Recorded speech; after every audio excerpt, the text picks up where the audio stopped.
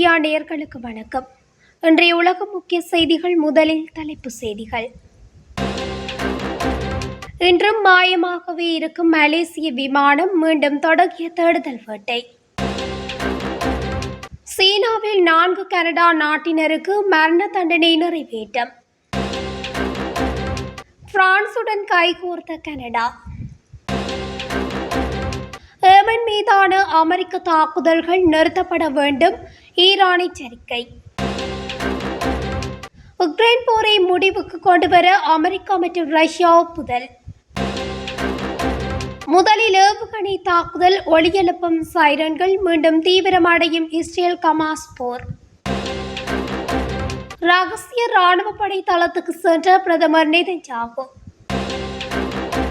Quilt நகரில் வீட்டு தீ விபத்தில் ஒருவர் உயிரிழப்பு. தொடர்பென விரிவான செய்திகள். மலேசிய தலைநகர் கோலாலம்பூரில் இருந்து சீன தலைநகரான பெய்ஜிங்குக்கு 2014ஆம் ஆண்டு மார்ச் 8ஆம் தேதி 227 பயணிகளையும் 12 விமான பணியாளர்களையும் ஏற்றிக்கொண்டு புறப்பட்ட 777 வடிவமைப்பு கொண்ட MH370 மலேசிய ஏர்லைன்ஸ் விமானம் புறப்பட்ட 1 மணி நேரத்துக்கு பிறகு வியட்நாம் வான்பரப்பை நெருங்கிக் கொண்டிருந்தது. அப்போது திடீரென கட்டுப்பாட்டு அறையுடன் விமானத்துக்கு இருந்த அனைத்து தொடர்புகளும் செயலிழந்தன. கடந்த 11 ஆண்டுகளில் இருமுறை மிகப்பெரிய அளவிலான தேடுதல்கள் மேற்கொள்ளப்பட்டிருந்தாலும் அவை பெரிய அளவில் பயனளிக்காமல் தோல்வியிலே முடிந்தன. இந்நிலையில் 11 ஆண்டுக்கு முன் காணாமல் போன MH370 விமானத்தின் பாகங்களை தேடும் நடவடிக்கையை தொடர மலேசிய அமைச்சரவை ஒப்புதல் அளித்துள்ளது. இந்த முறை இந்திய பெருங்கடலில் தென்பகுதியில் 15 சதுர கிலோமீட்டர் பரப்பளவில் தேடுதல் பணி மேற்கொள்ளப்படும்.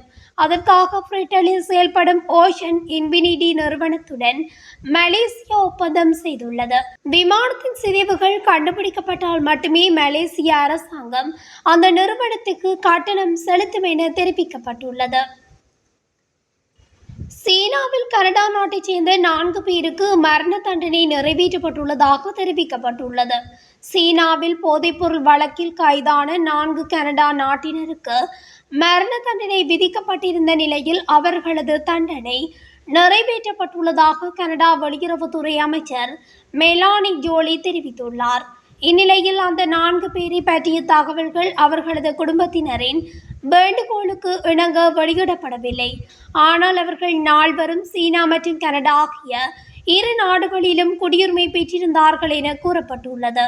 இதுகுறித்து கனடா வெளியுறவுத்துறை அமைச்சர் கூறுகையில், இந்த வழக்கை அவர் கடந்த சில மாதங்களாக பின்தொடர்ந்து வந்ததாகவும் முன்னாள் பிரதமர் ஜஸ்டின் ட்ரூடோ உள்ளிட்டோரிடம் அந்த நால்வரையும் அவர்களது தண்டனையிலிருந்து காப்பாற்ற முறையிட்டதாகவும் அவர் குறிப்பிட்டுள்ளார்.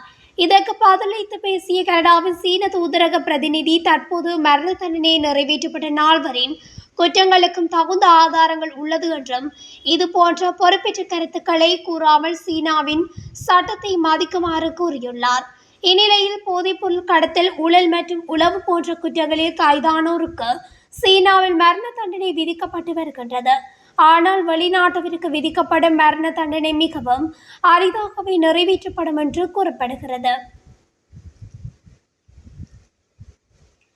அமெரிக்காவுக்கும் கனடாவுக்கும் இடையே உள்ள உறவில் விரிசல் ஏற்பட்டுள்ள நிலையில் கனடாவின் புதிய பிரதமராக பதவியேற்றுள்ள மார்க் கார்னி கடந்த திங்கட்கிழமை பிரான்சுக்கு உத்தியோகபூர்வ விஜயம் மேற்கொண்டுள்ளமை உலகளவில் பெரும் பேசுபொருளாகியுள்ளது.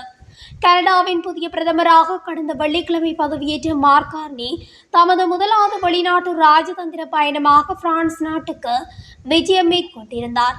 இதன்போது அவருக்கு பிரான்ஸ் ஜனாதிபதி இம்மானுவேல் மேக்ரோனினால் உற்சாக வரவேற்பு அளிக்கப்பட்டுள்ளது. இதனையடுத்து ஜனாதிபதி மேக்ரோனுடன் இணைந்து எலிசி அரண்மனையில் இடம்பெற்ற ஊடகவியலாளர் சந்திப்பிலும் அவர் கலந்து கொண்டார். இது குறித்து கருத்து தெரிவித்த அவர், இம்மானுவேல் மேக்ரோன் பிரான்ஸ் உள்ளிட்ட ஐரோப்பிய நாடுகளின் பக்கம் கனடா இருப்பதை விட்டு மகிழ்ச்சி அடைவதாக தெரிவித்திருந்தார். இதேவேளை கனடாவின் இறையாண்மையை பாதுகாப்பதை குறித்த விஜயத்தின் முக்கிய நோக்கம் என மார்க் கார்னி தெரிவித்திருந்தமை குறிப்பிடத்தக்கது. மேலும் குறித்த விஜயத்தின் போது 2 நாடுகளுக்கும் இடையிலான பாதுகாப்பு, வர்த்தகம் மற்றும் பொருளாதார செயற்பாடுகளை மேம்படுத்துவது குறித்து பேசப்பட்டுள்ளதாக தெரிவிக்கப்படுகிறது. ஈரானின் உச்ச தலைவரான அயதுல்லா அலி கமேனி வியாழக்கிழமை ஏமனில் கவுதிகள் மீது அமெரிக்கா நடத்திய கொடிய தாக்குதல்கள் நிறுத்தப்பட வேண்டிய குற்றம் என்று குறிப்பிட்டுள்ளார். ஏமன் மக்கள் மீதான இந்த தாக்குதல்கள் ஏமன் பொதுமக்கள் மீதானதும் நிறுத்தப்பட வேண்டிய குற்றம் என்று கமேனி எச்சரிக்கை விடுத்துள்ளார். அவர் தனது வலைத்தளத்தில் வெளியிடப்பட்ட வீடியோவில் இதனை தெரிவித்துள்ளார். உக்ரைன் போர் முடிவுக்கு வர வேண்டும் என அமெரிக்கா மற்றும் ரஷ்ய நாடுகளின் தலைவர்கள் பேசும்போது ஒப்புக்கொண்டனர் என வெள்ளை மாளிகை தெரிவித்துள்ளது. ரஷ்யா மற்றும் உக்ரைன் இடையான போரானது 3 ஆண்டுகளுக்கு மேலாக நீடித்து வருகிறது. போரால் இரு தரப்பிலும் லட்சக்கணக்கிலான மக்கள் உயிரிழந்துள்ளனர். போரை முடிவுக்கு கொண்டுவரும் முயற்சியில் புதிதாக ஜனாதிபதியாக பதவியேற்ற ட்ரம்ப் தலைமையிலான அமெரிக்க அரசு ஈடுபட்டு வருகிறது. நீண்டகால அமைதியுடன் இந்த போர் முடிவுக்கு வருவதற்கான தேவை பற்றி தலைவர்கள் இருவரும் பேசி ஒப்புக்கொண்டதுடன் அமெரிக்கா மற்றும் ரஷ்யா ஆகிய இரு நாடுகளின் இருதரப்பு உறவுகள் மேம்படுவதற்கான தேவை பற்றியும் வலியுறுத்தினர். இதேபோன்று ரஷ்யா மற்றும் உக்ரைன் நாடுகளின் தேவைகள் மற்றும் வேண்டுகோள்களுக்கு ஏற்ப உக்ரைன் அதிபர் ஜெலன்ஸ்கியுடனும் ட்ரம்ப் பேசினார் என லெவிட் கூறியுள்ளார்.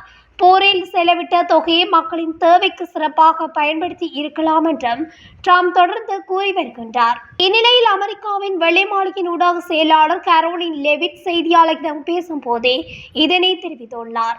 எரிசக்தி உட்கட்டமைப்புகளின் மீது நடத்தப்படும் தாக்குதல்கள் தற்காலிக அடிப்படையில் நிறுத்தப்படும் என கூறி அதற்கான உத்தரவை புடின் பிறப்பித்துள்ளார் என தெரிவிக்கப்பட்ட நிலையில் இரவில் ரஷ்யா மற்றும் உக்ரைன் நாடுகள் வான்வெளி தாக்குதல்களில் ஈடுபட்டன.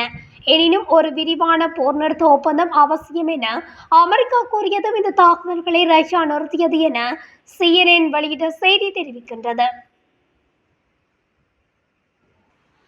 ஏமன் நடத்திய ஏவுகணை தாக்குதலை தொடர்ந்து இஸ்ரேலின் பல பகுதிகளில் சைரன்கள் ஒலித்ததாக இஸ்ரேல் ராணுவம் தெரிவித்துள்ளது. ஜெருசலமேலில் சைரன்கள் ஒலித்து சிறிது நேரத்திலே பல முறை வெடி சத்தங்கள் கேட்டன. இந்த தாக்குதலில் ஏற்பட்ட பாதிப்புகள் குறித்து இதுவரை எந்த தகவலும் இல்லை. ஹமாஸுடனான இஸ்ரேலின் போர் நிறுத்த ஒப்பந்தம் முறிந்ததை அடுத்து இந்த வாரம் ஏமனின் கவுதி குழு மீண்டும் ஏவுகணை தாக்குதலை தொடங்கியது. அதன்படி இன்று அதிகாலை 4 மணி தாக்குதலின் போது மத்திய இஸ்ரேலில் சைரன்கள் ஒலித்ததாக காவல்துறை தெரிவித்துள்ளது. இஸ்ரேல் தரப்பில் காசா பகுதிகளில் கடுமையான தாக்குதல் நடத்தப்பட்டு வரும் நிலையில் தாழ்வாதார பகுதியொன்றை கைப்பற்றியதாக இஸ்ரேல் தெரிவித்துள்ளது. மேலும் ஹமாஸ் தன்வசம் பிடித்து வைத்துள்ள டஜன் கணக்கான படை கைதிகளை விடுவித்து பிரதேசத்தின் கட்டுப்பாட்டை கைவிடும் வரை தாக்குதல்கள் தீவிரமடையும் என்றும் இஸ்ரேல் பாதுகாப்பு அமைச்சர் தெரிவித்துள்ளார். மேற்கு கரையில் உள்ள ரகசிய ராணுவ படை தளத்துக்கு இஸ்ரேல் பிரதமர் பெஞ்சமின் நெதன்யாகு சென்றுள்ளார். அங்கு வைத்து காசா மீது நடத்தப்பட்டு வரும் தாக்குதல் குறித்து படை தளபதியிடம் அவர் ஆலோசனை நடத்தியதாக கூறப்படுகிறது. யூடியா மற்றும் சமாரியா பகுதிகளில் இருந்து ஹமாஸ் படையினர் எதிர்த்தாக்குதல் நடத்தும் சாத்தியக்கூறுகள் உள்ளதால் படைகளை தயார் நிலையில் இருக்க வேண்டியதன் அவசியத்தை அவர் வலியுறுத்தியதாக அதிகாரிகள் தெரிவித்தனர். பிணைய கைதிகளை விடுவிக்காமல் போர் நிறுத்த ஒப்பந்தத்தை மீறிவிட்டதாகவும் கூறி காசாவில் உள்ள ஹமாஸ் நிலைகள் மீது இஸ்ரேல் கடும் தாக்குதல்களை நடத்தி வருகின்றது. கனடாவின் ஒன்டாரியோ மாகாணம் குவெட் நகரில் புதன்கிழமை காலை தீ விபத்து ஏற்பட்டதில் ஒருவர் உயிரிழந்துள்ளார். இந்த ஆண்டு குவெட் நகரில் இருந்து இது முதல் தீ விபத்து. முதலுதவி குழுவினர் காலை 7 மணிக்கு முன்பாக சன்செட் ரோடு, விலோ ரோட் மற்றும் ஆம்பிள்வுட் கிரஷன் பகுதியில் உள்ள ஒரு டவுன் ஹவுஸுக்கு அழைக்கப்பட்டனர். குவெட் போலீசாரின் தகவலின்படி தீ விபத்து ஏற்பட்ட போது வீட்டில் 4 பேர் இருந்தனர். 2ஆம் மாடியில் இருந்த 2 தீப்பற்றிய தகவலை அறிந்து தப்பிக்க முடிந்தது. அவர்களுக்கு சிறிய புகை சுவாச பாதிப்பு ஏற்பட்டது. உயிரிழப்பு மற்றும் காயமடைந்தவர்கள் கண்டுபிடிக்க முடியாததால் மாடிக்குள் இருந்தவர்களை இருவரும் காப்பாற்ற முடியவில்லை. தீயணைப்பு வீரர்கள் முதல் மாடியில் இருந்த 40 வயதான ஒரு பெண்ணை உயிருடன் மீட்டனர். ஆனால் 40 வயதான ஒரு ஆணை அடித்தளத்தில் இருந்து மீட்ட போது அவர் சலனமற்றிருந்தார் இருந்ததாகவும் அதிகாரிகள் தெரிவித்தனர். பின்னர் அவர் மரணமடைந்ததாக அறிவிக்கப்பட்டுள்ளது. இத்துடன் அகில மீடியாவின் இன்றைய உலக முக்கிய செய்திகள் நிறைவடைகின்றன. தொடர்ச்சியாக செய்திகளை அறிந்து கொள்ள அகில மீடியாவுடன் இணைந்திருங்கள். நன்றி, வணக்கம்.